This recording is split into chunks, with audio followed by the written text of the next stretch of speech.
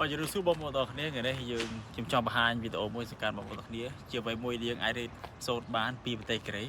បាទនេះគឺជាផ្លូវដើរបាទផ្លូវដើរខ្ញុំតាមការសង្កេតមើលរបស់ខ្ញុំនៅប្រទេសកូរ៉េគឺឃើញថាគេអត់ទុកដីត្នេចោលទេសម្បីយើងឃើញមើលផ្លូវដើរជាគេឆ្លៀតដាំពោតដាំបន្លែដាំអីផ្លែផ្កាហើយបន្លែពីច្រើនគឺគេដាំចម្រុះដូចយើងនៅទីនេះយើងឃើញបន្លែមានសណ្តែកគួរមាន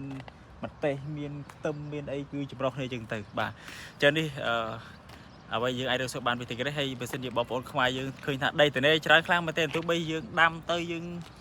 គ្រាន់កាត់បន្ថយការចំណាយក្នុងគ្រួសារជាពិសេសយើងទិញគេជៀសវាងអាហារគីមីអីផ្សេងៗជាដើមបាទយើងមិនទៅមើលនៅទីនេះគឺអាផាតមិនគេកន្លែងគេនៅបាទផ្ទះផ្លូវដើរយើងទៅប៉ុន្តែមើលមកជានេះដីចឹងដីមកកញ្ចប់មកកប៉ិចប៉ុណ្ណឹងគេឆ្លៀតដាំបានច្រើនមែនទែនឃើញរើនេះម្ទេសនេះម្ទេសហើយក្នុងទូក្នុងនេះបាទនេះអានេះមានគាត់មកកញ្ច្រៃនេះដាំមកមាននេះជា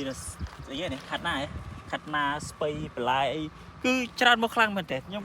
គួរតែសើមកកន្លែងនេះបាទសឹកបន្លែនេះក៏ដីប៉ុណ្ណឹងគេឆ្លៀតដាំបានអញ្ចឹងខ្ញុំកោតសើនៅជនជាតិនេះខ្លាំងមែនតើគឺថាអត់មានដីកន្លែងណាតនេគឺមែនតើបាទគឺសុខដាំសុខសាច់ហ្មងបាទ